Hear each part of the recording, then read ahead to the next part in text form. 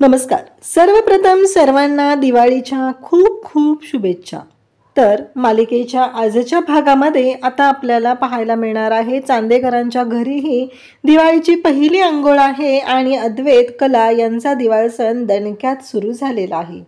तर कला अद्वैतला उठणं लावत आहे, त्याला अंघोळ घालण्याची तयारी करत आहे. कला आणि अद्वैतला खूप छान अशा अनोख्या पद्धतीने दिवाळीच्या शुभेच्छा सुद्धा दिलेल्या आहेत आणि दोघंही जाम खुश आहेत. सर्वांच्या समोर कलाने अद्वैतना उठणं लावलेलं आहे. मागच्या वर्षीही त्यांची दिवाळी झालेली होती, पण त्या दिवाळीमध्ये खरं तर अद्वैत आणि कला यांच्या दोघांमध्ये अवघडलेपणा होता. पण आता दोघंही बिनधास्तपणे या सगळ्या गोष्टींची तयारी करत आहेत. खूप छान पद्धतीने सगळी तयारी झालेली आहे आणि अद्वैत सुद्धा खुश आहे, कारण अद्वैत हा कलाच्या प्रेमात पडलेला आहे. अद्वैतलाही कलाबद्दल खूप छान वाटत आहे आणि दोघंही खूप आनंदात आहेत. तर इकडे चांदेकरांच्या घराबाहेर राहुल आलेला आहे आणि नैना राहुलला उठणं लावत आहे. तेव्हा मात्र राहुल नैनाला म्हणतो, अगं ते उठणे रंग नाहीये, होळीला लावतेस तशी फासायला लागले, उठणं ते. तेव्हा सगळे चांदेकर घराच्या बाहेर येतात आणि पाहतात तर काय, त्यांना धक्का बसतो, कारण घराच्या बाहेर तिथे राहुल आलेला आहे आणि राहुलला नैना उठणं लावत आहे. तेव्हा आबा त्याला म्हणत आहेत की तुझं काय चाललंय, तू इथे का आलेला आहेस, असं आबा त्याच्यावरती ओरडत आहेत. तेव्हा सगळेजण पाहतच आहेत नक्की हे सगळं कशा पद्धतीने होणार आहे, कला अद्वैतला काय सरप्राईज देणार आहे. आणखी एक महत्त्वाची गोष्ट म्हणजे राहुल आणि अनामिका पुन्हा एकत्र आलेले आहेत आणि त्यांनी चांदेकरांच्या विरोधात मोठा प्लॅन केलेला आहे. हे सगळं कशा पद्धतीने होणार आहे ते आपण पाहणार आहोत. तर कला इकडे आलेली असते तेव्हा इकडे सुवर्णा मला कॉफी हवी आहे असं म्हणत तो आलेला असतो. कला मात्र तिथे असते. सोहमला कळतच नाहीये की कला वहिनी, सुवर्ण कुठे गेले, किचनमध्ये पण नाहीये. मग तो कलाकडे येतो आणि कलाला विचारू लागतो, कला वहिनी. कला मात्र विचारत असते, अनामिकाने तिला सांगितलेलं असतं की सोहमने माझ्यावरती हात उचललेला आहे. तेव्हा मात्र कला सोहमला विचारू लागते की काय रे सोहम. तेव्हा कलाला सोहम विचारतो, वहिनी काय झालंय, तू अशी शांत शांत आहे का, सांग ना मला काय झालंय. कला म्हणते की सोहम मला काहीतरी विचारायचं आहे तुला. तेव्हा सोहम म्हणतो, विचार ना काय झालं. तेव्हा मात्र इकडे या सगळ्या गोष्टी जेव्हा घडत असतात तेव्हाच आता कला विचारू लागते की मी तुला एक गोष्ट जर विचारली तर मला खरं खरं उत्तर देशील का. तेव्हा मात्र सोहम म्हणतो की विचार ना वहिनी, बोल. तेव्हा मात्र कला सांगू लागते की मला तुला एक विचारायचं आहे. आणि मग काय विचारायचं आहे हा प्रश्न सोहमला सुद्धा असतो. तर सोहम म्हणतो की काय झालं वहिनी. तेव्हा सोहमला कला सांगत असते की मला सांग, तू अनामिकावरती कधी हात उचललाय का. तेव्हा सोहम सांगत असतो की नाही वहिनी, मी असं कधीच नाही केलेलं. तेव्हा मात्र इकडे सोहम मग सगळा प्रकार सांगू लागतो. म्हणजे अनामिका कशा पद्धतीने ढोंगीपणा करायची हे सगळं सोहम आता सांगत असतो. मागच्या वेळेसही जेव्हा तुम्ही सगळेजण होता मी काहीच नव्हतं केलं, मी फक्त तिचा हात पकडलेला होता, मी दुसरं काहीच केलेलं नाहीये, असं सोहम प्रांजळपणे सगळं खरं सांगत असतो. इकडे आता पाहायला मिळतं ते म्हणजे काजलला पाहुणे आलेले असतात. तेव्हा त्या मुलाचे वडील म्हणतात की आमच्या घरची रीत आहे, लग्नानंतर मुलीचं नाव बदललं जाईल, तिचं नाव काजल आहे, ते नाव ठेवलं जाणार नाही. तेव्हा मात्र इकडे संगीता म्हणते काहीच हरकत नाही आहे. तेव्हा ते सांगत असतात की हे कसं आहे, आत्ताच्या मुलींना ते आवडतं ना, माहेरचं नाव त्यांना लावायचं असतं, म्हणून आम्ही आधीच सांगत आहे की आमच्या घरची ती रीत आहे, मुलीचं नाव आणि आडनाव दोन्हीही बदललं जातं. तेव्हा मात्र काजलला खरं तर वाईट वाटत असतं. जी काजल आईबाबांसाठी धडपडत आहे, आईबाबांसाठी तिला काहीतरी करायचं आहे, पण त्याच काजलला आज एवढा मोठा निर्णय घ्यावा लागत असतो, लग्नाचा निर्णय घ्यावा लागत असतो. तेव्हा इकडे मुलाची आई सांगू लागते की आमच्या घरी देवदेव वगैरे खूप करावा लागतो, सोहळ्याने स्वयंपाक करावा लागतो, सगळ्या गोष्टी कराव्या लागतात, त्याचबरोबर आमच्या घरच्या ज्या चालीरीती आहेत त्या जपाव्या लागणार आहेत, असंही त्यांचं म्हणणं असतं. काजल तर अशी बिनधास्त राहणारी मुलगी आणि हे सगळं तिला करावं लागणार आहे, या सगळ्या गोष्टी तिला कराव्या लागणार आहेत, हे ऐकून धक्काच बसलेला असतो.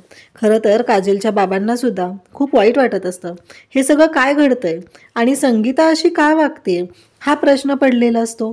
आणि त्याच वेळी ते दोघंही तिथं असतात आणि तेव्हा मात्र संगीता म्हणते की हो करेल ती सगळं, काहीच हरकत नाही आहे, नाव बदललं तरी हरकत नाही आहे आणि कोणत्याच गोष्टीला हरकत नाही आहे असं संगीताने स्पष्टपणे सांगून टाकलेलं असतं.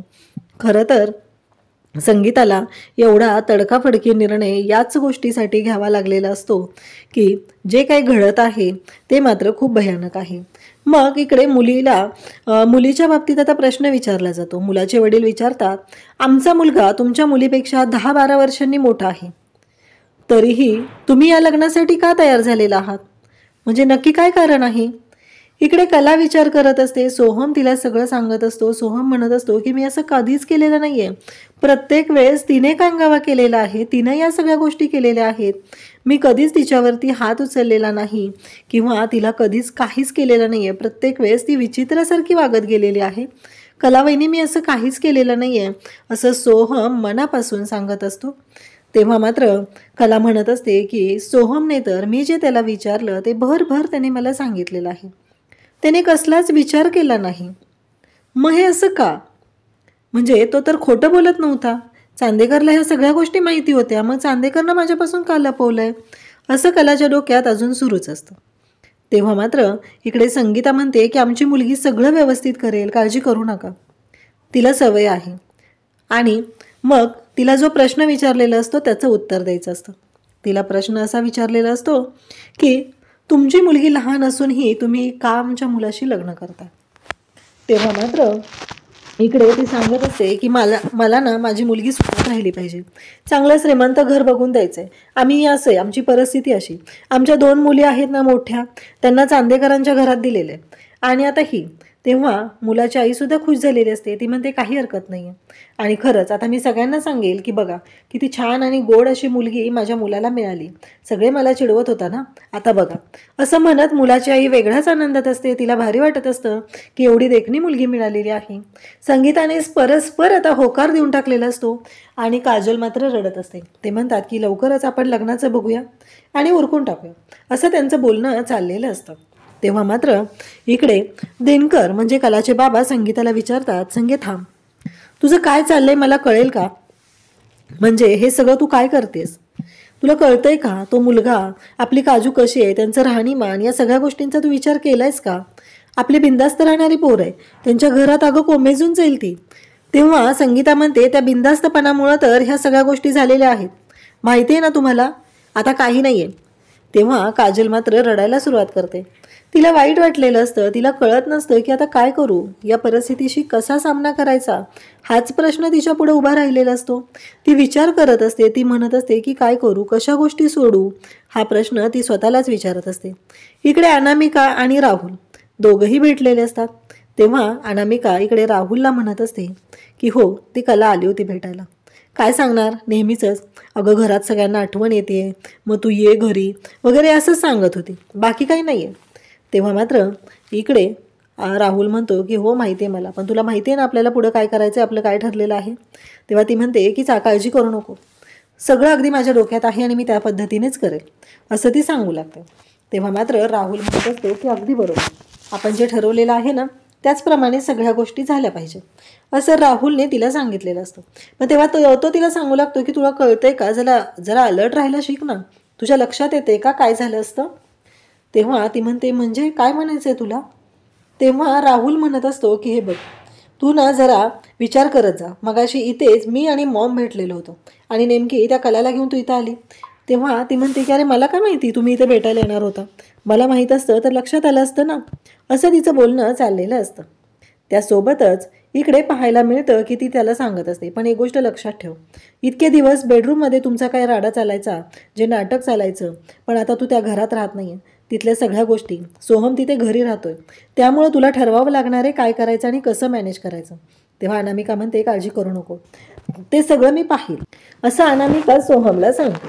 इकडे कला रूममध्ये आलेली असते. अद्वैतला कॉफी देते. अद्वैत काम करत असतो. कला त्याला विचारते, चांदेकर मला सांग की मला कोणती गोष्ट आवडत नाही आहे रे? तेव्हा अद्वैत म्हणतो की तुझ्यापासून कोणती गोष्ट लपवलेली तुला आवडत नाही आहे आणि त्याचबरोबर तुला खोटं बोललेलं आवडत नाही आहे, त्यासोबतच असं तो सांगत असतो. तेव्हा कला म्हणते तू सोहम आणि अनामिकाच्या बाबतीत काही लपवलेस का माझ्यापासून? तेव्हा लगेच इकडे अद्वैत म्हणतो नाही काही नाही आहे. तो विचार करू लागतो. आधीच हिच्या डोक्यात एवढं सगळं चालू आहे आणि आता जर तिला आपण काही सांगितलं तर तिला टेन्शन येईल. आणि त्याचबरोबर हे सगळं जेव्हा घडलेलं असतं, हे चालू झालेलं असतं, तेव्हा मात्र अद्वैत तिला विचारतो की काय झालं. आणि त्यासोबतच इकडे पाहायला मिळतं की तिथे सुवर्ण येते आणि सांगू लागते की अद्वैत दादा, कलाताई, आबांचा निरोप आहे. आबांनी सांगितले उद्या पहिली अंघोळ आहे, लवकर तयारीला लागायचं आहे. तेव्हा ते दोघंही सांगतात की हो. आता कलाला तो म्हणू लागतो की अगं तू असं काय बोलतेस, म्हणजे आपल्या संसारासाठी काही झालं तरी आपला संसार तुटणार नाहीये आणि काहीही झालं तरीही आता हे सगळं जे काही घडत आहे ते तुला माहिती आहे आणि त्यासोबतच मी हे सगळं जे काही केलेलं आहे ना ते आपल्यासाठीच केलेलं आहे. तुला वाईट वाटेल म्हणून मी तुला सांगितलेलं नाहीये, असं बोलणं चाललेलं असतं. तेव्हा मात्र कला म्हणत असते चांदेकर. तेव्हा अद्वैत म्हणतो की हो. आणि मग आगाऊ म्हणत त्याच्याच गालावरती ती हात फिरवते. इकडे संगीता लाडू बांधत असते. संगीता जेव्हा लाडू बांधत आहे तेव्हा तिकडे कलाचे बाबा येतात आणि कलाचे बाबा म्हणू लागतात की काय चाललंय संगी तुझं, तुझा निर्णय तुला माहिती आहे, तू घेतलेला आहे, हे सगळं मला पटतंय, पण मला अजिबात कळत नाही आहे की तू असं का वागतेस. मी तुला खूप समजवण्याचा प्रयत्न केलेला आहे, पण तुला जर समजूनच घ्यायचं नसेल तर, असं हे बोलणं चाललेलं असतं. आणि तेव्हा मात्र इकडे आता कलाचे बाबा म्हणत असतात की तुला कळतंय का तो मुलगा कसा आहे काय आहे, तरीही तू हा निर्णय का घेतेस, तुझ्या लक्षात येत नाही आहे का, कारण ह्या सगळ्यामुळं काय होणार आहे तुझ्या लक्षात येतंय का, असं हे बोलणं चाललेलं असतं. आणि तेव्हा मात्र इकडे कला आणि अद्वैत, कला त्या फोटोकडे पाहत असते. कला म्हणत असते की मला कळत नाही आहे, पण हे चित्र, ह्याचा अर्थ, हे ग्रंथ, हे सगळं कसा अर्थ लावायचा आहे, मी नक्की काय करणार आहे, हा प्रश्न पडलेला असतो. तेव्हा अद्वैत म्हणतो की अगं शांत झोप ना, तुला कळत नाही आहे का, तुझ्या लक्षात येत नाही आहेत का गोष्टी, असं काय करतेस तू, असं अद्वैत तिला सांगत असतो. कलाला म्हणत असतो की तू जरा समजून गेला शिक ना, तुझ्या लक्षात येते का काय करायचं आहे पुढं, मग असा विचार नको ना करू, असं हे बोलणं चाललेलं असतं. अद्वैत म्हणतो की काय म्हणजे तुला म्हणायचं आहे काय नक्की. तेव्हा कला म्हणते की बरोबर आहे, मी विसरलेच होते रे चांदेकर, माझ्यासोबत कोण आहे, द ग्रेट अद्वैत चांदेकर.